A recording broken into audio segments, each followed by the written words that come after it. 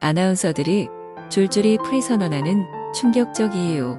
잘 나가던 아나운서들이 프리랜서 선언을 하는 건 이제 꽤 흔한 풍경이 됐습니다. 방송인으로 전향했을 때 성공하는 사례가 많아졌기 때문인데요.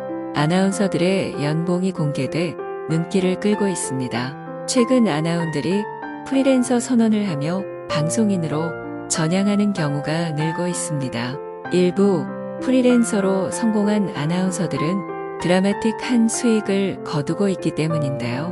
프리랜서로 전향해 방송인으로 활동하게 되면 한 번에 큰 돈을 벌 수 있지만 꼬박꼬박 들어오던 월급이 없어지는 건 불안한 일입니다.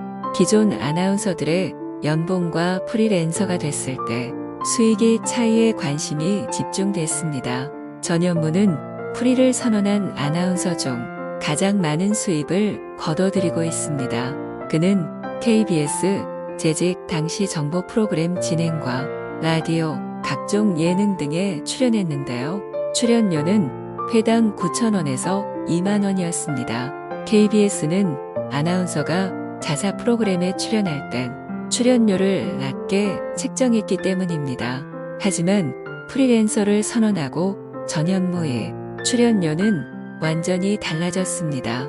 현재 예능 프로그램 8개에 출연하고 있는 그는 회당 700만원의 출연료를 받고 있는데요. 월 수입은 약 2억 2,400만원 정도입니다.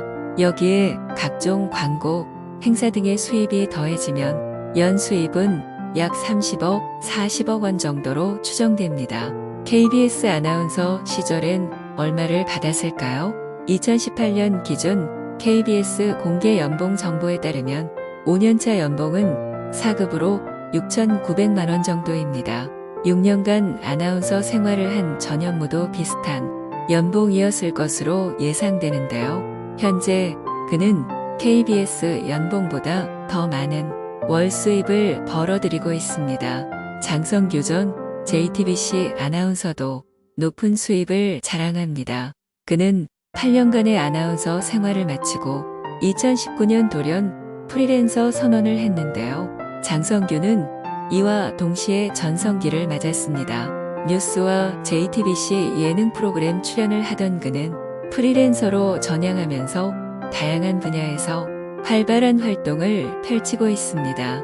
각종 예능 프로그램 MC와 라디오 DJ, 행사, 광고, 유튜브 등을 섭렵하며 영역을 넓혔는데요. 그는 각종 방송을 통해 아나운서 시절보다 20배가량 수입이 늘었다라고 밝혔습니다. JTBC 재직 당시 그의 연봉은 얼마였을까요? 과장의 연봉은 6,350만원 정도로 나타났는데요. 8년간 회사 생활을 한 장성규 역시 비슷한 연봉을 받았을 것으로 추정됩니다. 그렇다면 현재 그의 연 수입은 9억 5,250만원 정도로 예상됩니다. 부푼 마음으로 프리 선언할 때 저택, 수입 영원. 하지만 프리랜서로 전향한다고 해서 모두가 잘 버는 것은 아닙니다.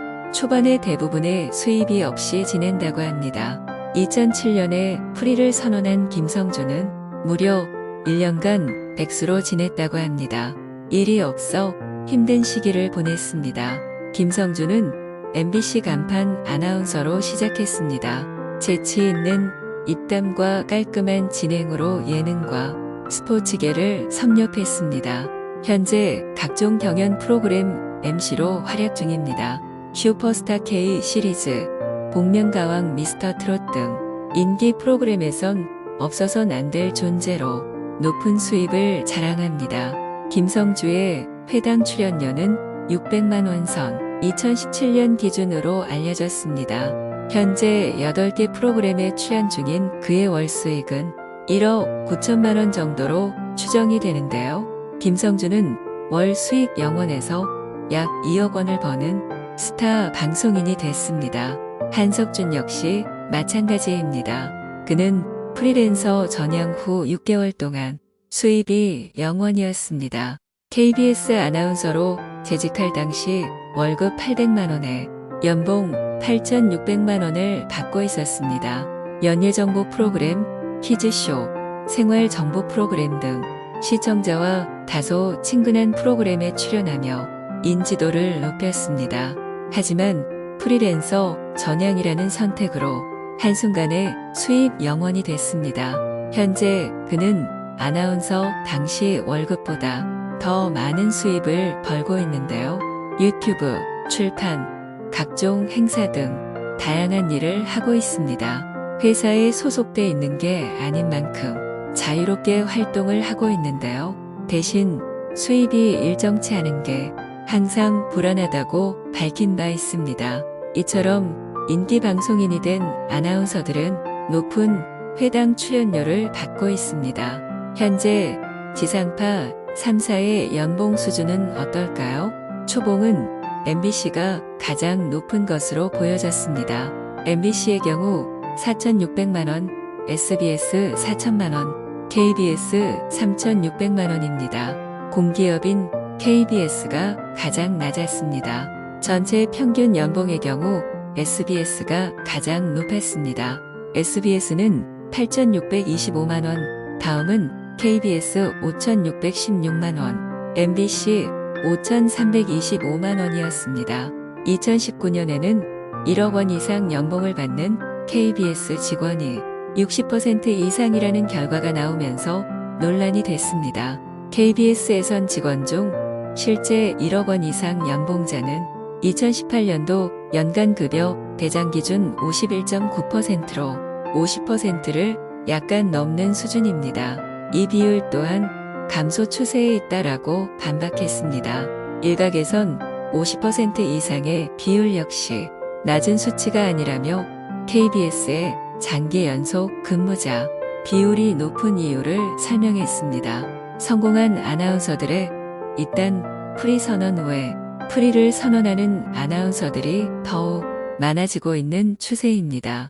아나운서들의 이딴 퇴사라는 현상에는 방송 환경의 변화와 방송사 내부의 구조적 문제가 동시에 자리하고 있다고 하는데요. 최근 페이스북, 유튜브 등 플랫폼의 다변화로 콘텐츠가 차고 넘치면서 진행자를 필요로 하는 곳이 많아졌습니다.